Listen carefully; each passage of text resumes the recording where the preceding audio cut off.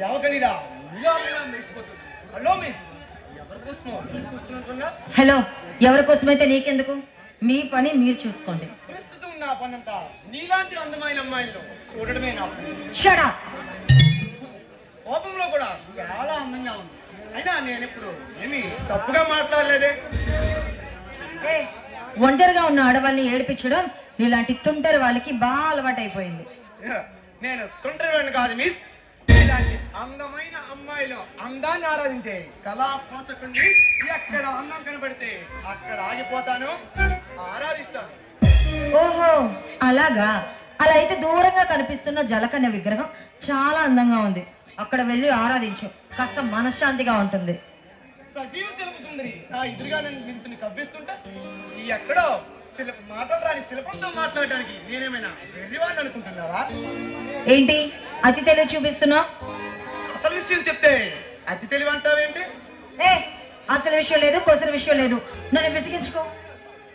కసిరేపే నీ అందాన్ని చూస్తుంటే ముద్దులతో సరిపెట్టాలి కానీ మాటలతో విసిగించడం నాకు కూడా విసిగ్గానే ఉంది. మిస్టర్, నిన్ను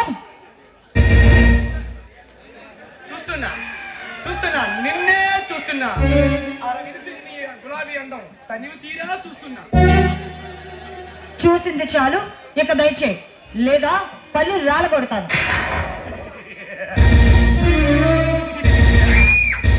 ఒక పని మొదలు పెట్టిన తర్వాత మధ్యలో విడిచివేయడం ఈ జగన్ చరిత్రలో లేదు. నువ్వు సరసానికి సై అంటే నీకు స్వర్గం చూపిస్తా. డబ్బుడికి అమ్ముకుపోయి ఆటబొమ్మను అనుకుంటున్నావా?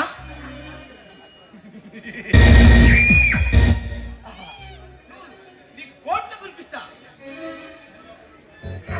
నిజంగా చెప్పాలంటే నువ్వు ఇంద్రలోకం దించిగిన రంభ, ఊర్వశి, మేనికిలా ఉన్నావు. నీతో సరిచేద్దామని వచ్చాను. నువ్వు చాలా ఎక్కువగా మాట్లాడుతున్నావు.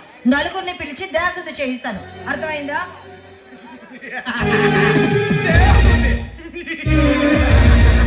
దేశశుద్ధి చేయిస్తావా? నీకు ముందే చెప్పాను, నీలాంటి బెదిరింపులకు బెదిరిపోయేవాడు కాదు ఈ జగన్. ఏకే పార్టీని గల్లాంటివాడు. ఎవరైనా గడగల్లాడిస్తేనే తప్ప గడగల్లాడిపోయింది. చూడు ప్లీజ్, కాస్త అర్థం చేసుకో. నువ్వు నాకు అన్నయ్యతో సమానం.